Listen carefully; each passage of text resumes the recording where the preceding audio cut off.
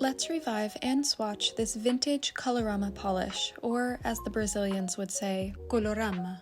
You may be familiar with this brand if you remember the Maybelline Colorama bottles from the early 2000s in the US, or if you're from Brazil, since it originally launched there in 1976. I purchased this particular bottle from a woman who lived in Brazil in the 70s as a child, whose family then emigrated from Brazil to the US. She's adamant that she got this in the 70s, and the rest of the polish I got from her was primarily from then, but I can't really find conclusive photos of what Colorama looked like in the 70s.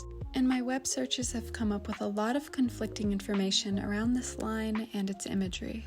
I will say though that the settling white pigment in this bottle points towards it being an older formula, since by the 80s it would have been unusual for this pigment to fall out of the base with the widespread adoption of suspension bases by that point. But I digress. The cap is stuck on this, so I'm giving it an acetone bath. If you're not familiar with the different categories of plastics and their solvent resistance, I don't recommend you do this. I checked on it the next day, and since acetone is quite volatile, it completely evaporated. Since the threads are all gummed up, we'll want to clean them up and keep them clean so it doesn't seal up again.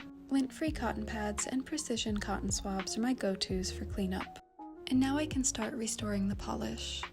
And guys, I don't know if you know how big of a deal this is, but we don't only have our regular Misha, but we also have Umber assisting today. And since we're going to spend a lot of time mixing, I'm just gonna get chatty. I'm coming up on my 2nd anniversary on TikTok making these videos after Erin Parsons convinced me to share my knowledge via video format. For months I gave her so many excuses that I was too shy, that I didn't know anything about filming or editing, but on a whim I thought why not, and I asked my husband for his tripod and a light and filmed and uploaded my first video. That was on September 3rd, 2023. And then within 2 months, I had hit all the requirements for monetization, and that's before you guys even heard my voice, which I didn't share until I did my first revival video in the middle of November. Though it sounded like I was recording in my shower because I was recording in my shower. But I remember being so anxious using my voice, I was practically shaking the entire time I recorded, and little did I know it would become a huge part of my content's identity, maybe even more than my nail shape. Though it is funny, I remember getting comments about people falling asleep watching, and I thought I was being told I was boring. I didn't realize people thought my voice was soothing, when for so many years I thought my voice was weak and timid. So I've gained a lot of confidence the past 2 years, and I think I come off as more self-assured than I used to. But I've been thinking a lot lately about where I go from here. TikTok and YouTube monetization is great, but you're really at the whim of an algorithm that can switch up on you at any moment. So I'd like to find some more security.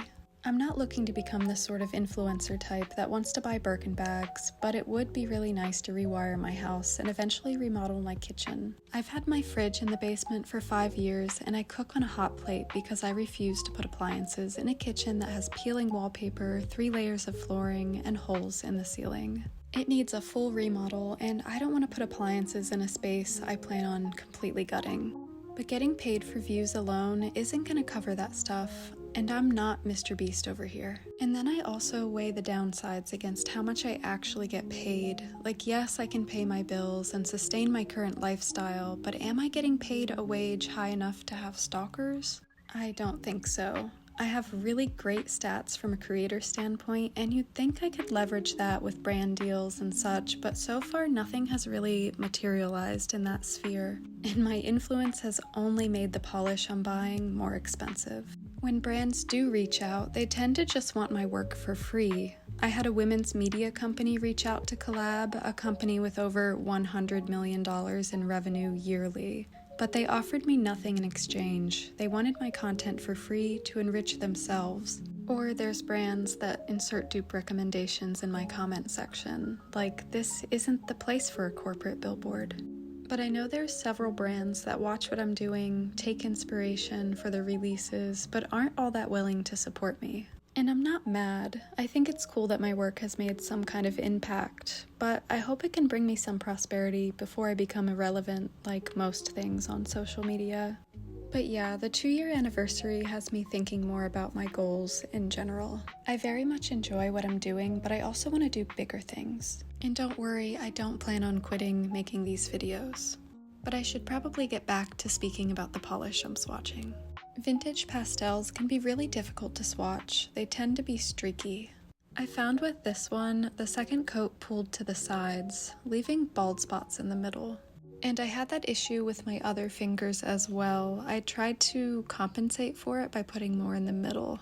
You'll kind of see that on my other fingers in the outro. It's not too noticeable in casual lighting at a normal distance, but my lights really penetrate, so flaws have a hard time hiding. I'm not sure if I'll ever find another one of these old Coloramas though, so it was really fun to be able to pull one out since I know I have quite a few Brazilian viewers. But let me know what you think of this one in the comments below. I know they did a retro-inspired collection earlier this year that was inspired by this label, so I think that's pretty good timing that I was able to revive one. But as always, thanks for watching, and I hope you follow along to see more.